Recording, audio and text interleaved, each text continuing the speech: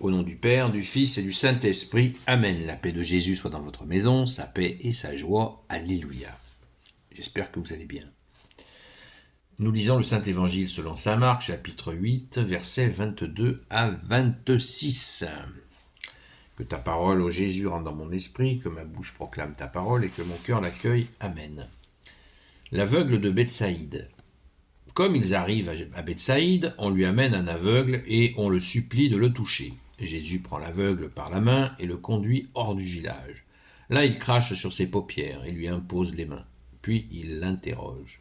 « Vois-tu quelque chose ?» L'homme lève les yeux et dit « C'est sûrement des hommes que j'aperçois.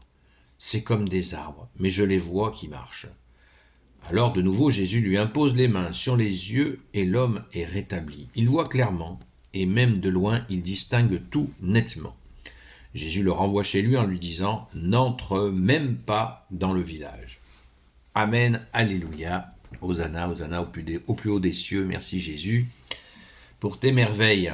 Alors on pourra noter, faites ce que vous voulez. Moi je vous propose de quand même bien mendiquer, méditer. Comme ils arrivent à Bethsaïde, on lui amène un aveugle et on le supplie de le toucher. Toujours, quand on se pose des questions, il y a des gens qui sont des fois d'être en contact avec une personne qui a un handicap, ils ont peur de l'attraper. Et là, c'est la charité qui prédomine, les gens lui amènent un aveugle. Donc, voilà, prier les uns pour les autres, c'est valable. Donc, c'est pas parce que vous priez pour un aveugle que vous deviendrez aveugle. Voilà, donc comme dirait l'autre, ça va mieux en le disant.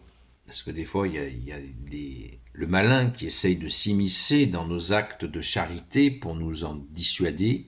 Donc il faut être attentif à ça.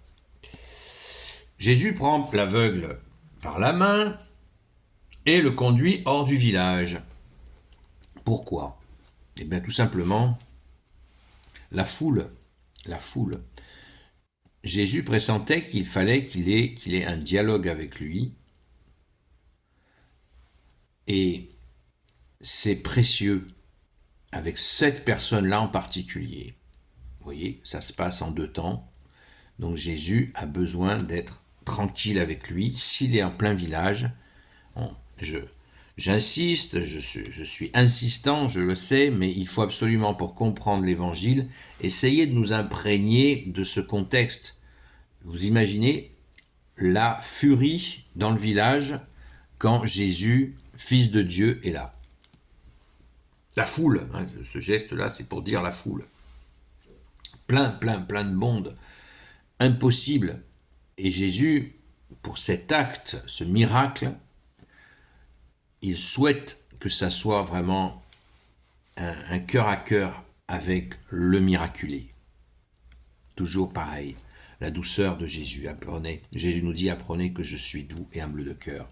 Alors ceux qui prétendent faire des miracles au nom de Jésus, dans des assemblées hyper bruyantes, au nom de Jésus, je te guéris.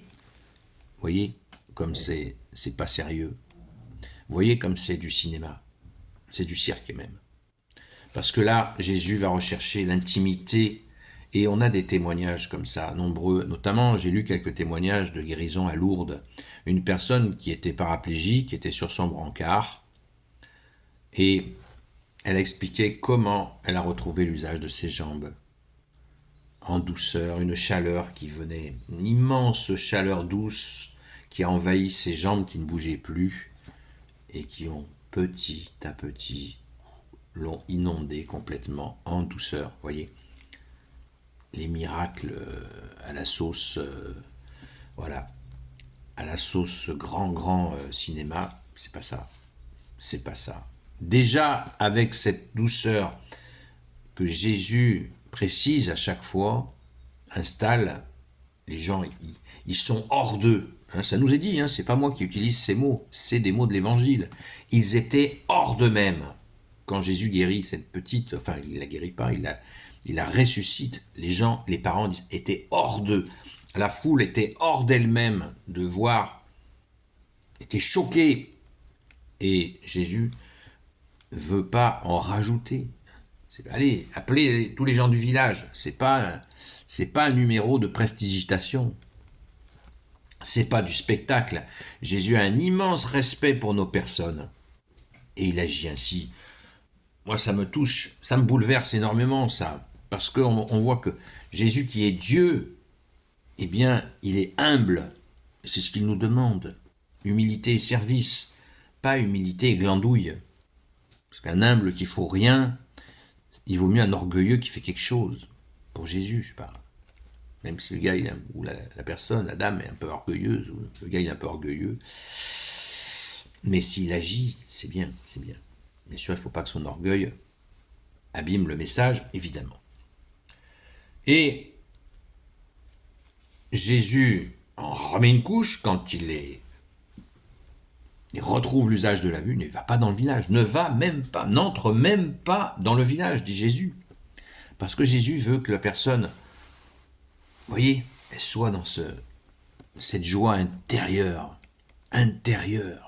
Quand cesserez-vous de me chercher à l'extérieur de vous, nous dit Jésus, cette joie intérieure. Méfions-nous des manifestations extérieures. Méfions-nous de ce cinéma. C'est pas bon, c'est pas là. On n'y trouve pas Dieu que tu es Jésus dans les manifestations extérieures.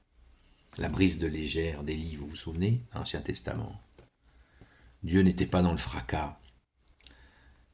Il était dans la brise légère. Et Jésus est cette brise légère en nous qui vient raviver ce qui était abîmé, voire des fois mort. Jésus rétablit avec douceur, jamais à la hache. C'est hyper important. D'où l'importance d'essayer de développer chez nous cette douceur et cette humilité. Apprenez de moi que je suis doux et humble de cœur, nous dit Jésus. Alléluia. Merci Jésus, tu es le roi de gloire, le Dieu de nos vies. Alléluia. Gloire soit au Père et au Fils et au Saint-Esprit. Amen. Ô Jésus, toi qui peux tout et qui portes tout, toi le Sauveur, toi l'Emmanuel, je te confie toutes celles et ceux qui regarderont cette vidéo, ainsi que leurs proches, selon ta seule volonté, ô Jésus. Heureux les béatitudes, heureux les doux. Ils sont la terre leur appartient. Jésus dit heureux les doux, la terre leur appartient. À méditer. Ô Marie, Reine des cieux, toi l'Immaculée Conception, toi qui écrases le serpent, toi qui es la lune sous tes pas, toi notre Mère, Notre-Dame, Saint Joseph, toi le juste et le saint, toi le sage, toi la terreur des démons, toi le saint gardien de la Sainte Église catholique apostolique, Sainte Marie-Madeleine, notre chère Sainte Patronne, et vous, tous les saints et saintes, amis de Jésus, Saint Michel Archange, Saint Gabriel Archange, Saint Raphaël Archange, et vous tous les anges qui servez Jésus, je vous confie toutes celles et ceux qui regarderont cette vidéo, ainsi que leurs proches, selon ta seule volonté, ô Jésus. La paix de Jésus soit dans votre maison. Je vous donne rendez-vous à ce soir sur TikTok, Seul Jésus sauve, de 20h à 22h. Et prions pour la France, les amis. Prions sans cesse pour la France.